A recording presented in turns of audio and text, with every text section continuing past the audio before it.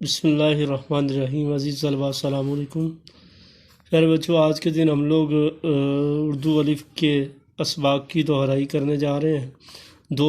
پہلے دو اسباق سبق نمبر 1 اور 2 ہم لوگ پڑھ چکے ہیں۔ آج ہم لوگ سبق نمبر 3 کے مصنف کا تعارف پڑھیں گے اور سبق نمبر 3 کاہلی کا مطالعہ کریں گے، اس کے ورڈز میننگ اور اس کا خلاصہ یاد کریں گے۔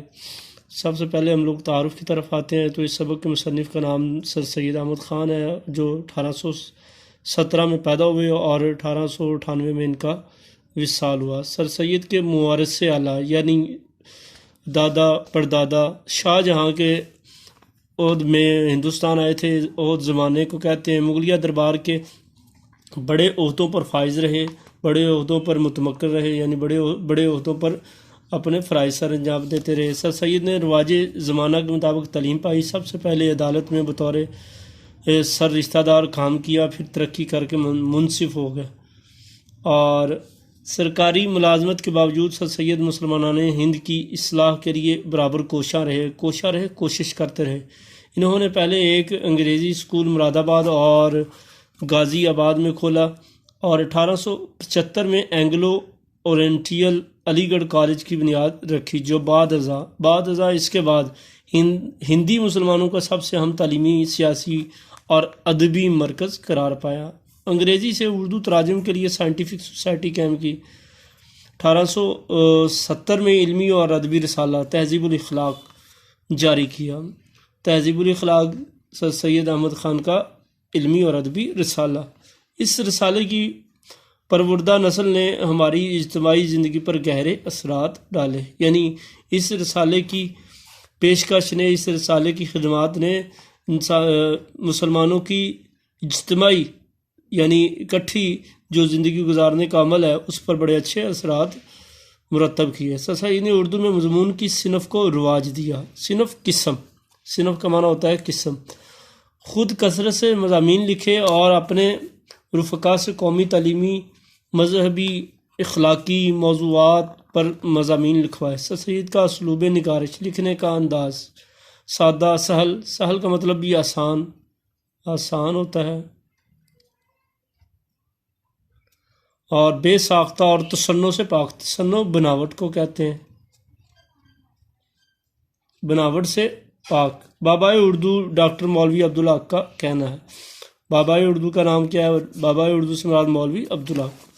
من جملہ بے شمار احسانات کے جو سر سید نے ہماری قوم پر کیے، ان کا بہت بڑا احسان اردو زبان پر ہے۔ انہوں نے زبان کو پستی سے نکالا، انداز بیان میں سادگی کے ساتھ وسعت پیدا کی اور سنجیدہ مضامین کا ڈھول ڈالا اور جدید علوم کے ترجمے کرائے۔ بے لاگ تنقید اور روشن خیالی سے اردو ادب میں انقلاب پیدا کیا۔ یعنی یہ مولوی عبدالحق کا سر سید احمد کے بارے میں بیان ہے، نظریہ اور ان کے بارے میں ایسی سوچ تھی۔ سر سید ایک بڑے مصلح، اصلاح پرور، اصلاح کرنے والے اور معمار قوم کی تعمیر کرنے والے ہونے کے علاوہ اعلیٰ درجے کے مصنف بھی تھے۔ انہوں نے چھوٹی بڑی 30 سے زائد کتابیں لکھی، تقریریں، خطوط اور مضامین کے مجموعے ان کے علاوہ ہیں۔ ان کی اہم تصانیف میں آثار السنادید، رسالت، اسباب بغاوت ہند، تبین الکلام اور خطبات احمدیہ اور تفسیر قرآن شامل ہے۔ تو عزیز طلبہ، یہ سر سید کا تعارف ہے۔ اس کے اندر پیدائش، وفات، ان کی تعلیم اور اس کے علاوہ جو اہم باتیں ہیں وہ ساری ریوائز کریں گے، انہیں یاد کریں گے۔ اس کے بعد ہمارے پاس سبق آ جاتا ہے۔ سبق نمبر 3 ہمارے پاس کاہلی ہے، اور اس کے سبق کے مقاصد میں ہم لوگ دیکھ لیتے ہیں۔ ایک تو کاہلی کے لفظ سے اور اصطلاحی معنی سے آپ کو متعارف ہونا ہے، اور اردو مضمون نویسی کے ابتدائی سلوک سے آگاہ کرنا ہے، اور سر سید احمد خان کی تحریروں میں موجودہ مقصدیت سے روشناس واقف ہونا ہے آپ کو۔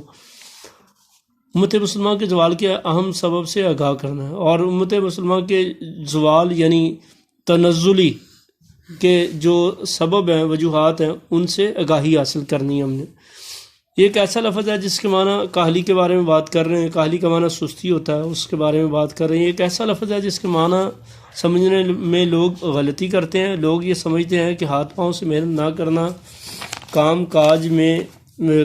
کاج محنت مزدوری میں چستی نہ کرنا، یعنی تیزی نہ کرنا، اٹھنے بیٹھنے چلنے پھرنے میں سستی کرنا کاہلی ہے، مگر یہ خیال نہیں کرتے کہ دلی قوا کو بیکار چھوڑ دینا سب سے بڑی کاہلی ہے۔ دلی قوا دل کی قوتیں، بیکار فضول، ہاتھ پاؤں کی محنت اوقات بسر کرنا وقت گزارنا، اور روٹی کما کر کھانے کے لیے نہایت ضروری ہے روٹی پیدا کرنا اور پیٹ بھرنا ایک ایسی چیز ہے کہ مجبوری کی وجہ سے اس کے لیے محنت کی جاتی ہے اور ہاتھ پاؤں کی کاہلی چھوڑی جاتی ہے، اور اس لیے ہم دیکھتے ہیں کہ محنت مزدوری کرنے والے لوگ اور وہ جو کہ اپنی روزانہ محنت سے اپنی بسر اوقات کا سامان مہیا فراہم کرتے ہیں، بہت کم کاہل ہوتے ہیں، اور محنت کرنا اور سخت کاموں میں ہر روز لگے رہنا گویا ان کی طبیعت ثانی ہو جاتی، طبیعت ثانی پختہ عادت۔ مگر جن لوگوں کو ان باتوں کی حاجت نہیں ہوتی ہے، وہ اپنے دلی قوا کو بیکار چھوڑ کر بڑے کاہل اور بالکل حیوان صفت ہو جاتے ہیں۔ حیوان صفت جانوروں جیسی عادات والا۔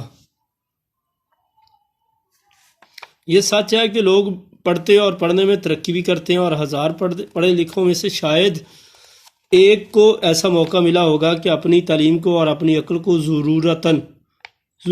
ضرورت کے تحت کام میں لاوے، لیکن اگر انسان ان عارضی ضرورتوں کا انتظار کرنے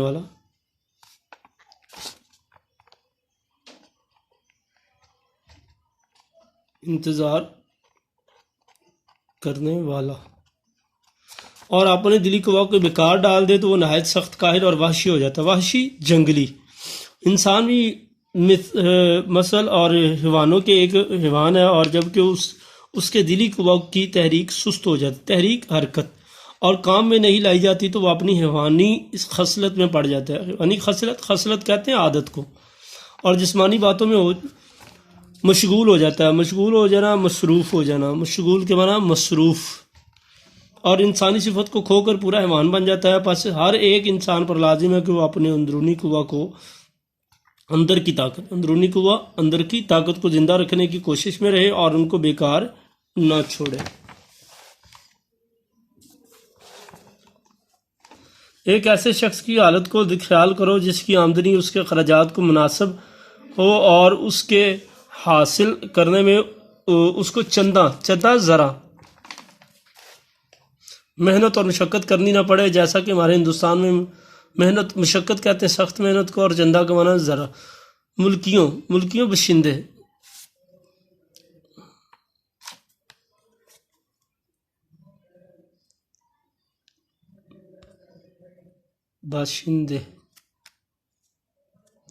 اور لاکھ خراج داروں کا حال تھا۔ لاکھ خراج دار محصول نہ دینے والے، محصول کہتے ہیں ٹیکس کو، اور وہ اپنے دلی قوا کو بھی بیکار ڈال دے تو اس کا حال کیا ہوگا؟ یہی ہوگا کہ اس کے عام شوق وحشیانہ باتوں کی طرف مائل ہو جائیں گے، وحشیانہ بری باتوں کی طرف، یعنی غیر مہذب باتوں کی طرف مائل ہوتے جائیں گے۔ مائل کا مطلب ہے متوجہ۔ مزیدار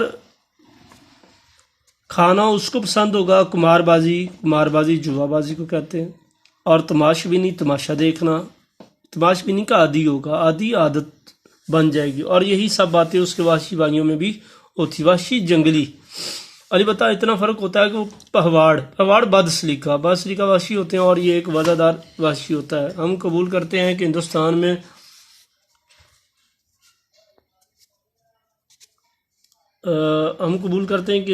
ہندوستانیوں کے لیے ایسے کام بہت کم ہے کہ جن میں ان کو قوہ دل کی قوت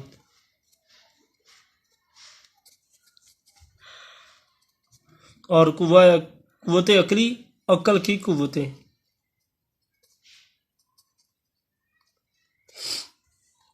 قوت کو کام میں لانے کا موقع ملے، اور برخلاف اس کے اور ولایتوں میں اور خصوصاً انگلستان میں وہاں کے لوگوں کے لیے ایسے موقع بہت ہیں، اور ان میں بھی کچھ شک نہیں کہ اگر انگریزوں کو بھی کوشش اور محنت کی ضرورت اور اس کا شوق نہ رہے جیسا کہ اب ہے، تو وہ بھی بہت جلد وحشت پنے کی حالت کو پہنچ جائیں گے، وحشت پنے، جنگلی پن۔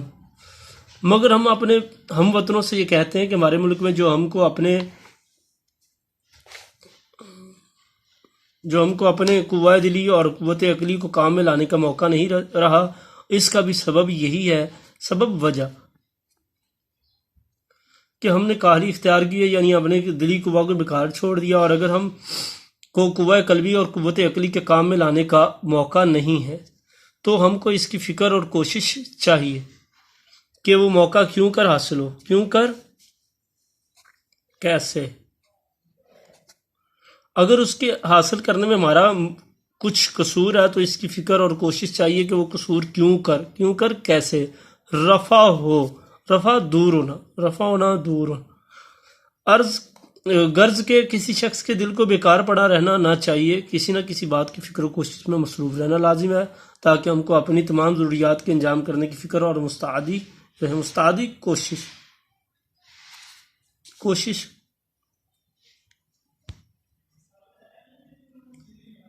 یا چستی، یہ بھی لکھ سکتے ہیں۔ اور جب تک ہماری قوم سے کالی یعنی دل کو بیکار پڑا رکھنا نہ چھوٹے گا، اس وقت تک ہم کو اپنی قوم کی بہتری کی توقع کچھ نہیں، توقع امید۔ تو اور مقالات سید یہ سبق کا ماخذ ہے، حصہ پنجم۔ عزیز طلبہ، یہ تھا یہ سبق نمبر 3، اور ایک تو اس سبق کے الفاظ کے معانی یاد کرنے ہیں، اور دوسرا اس سبق کے مصنف کا تعارف یاد کرنا ہے، اور انشاءاللہ نیکسٹ ٹاپک کے ساتھ کل ملتے ہیں۔ کل تک کے لیے اللہ حافظ، السلام علیکم۔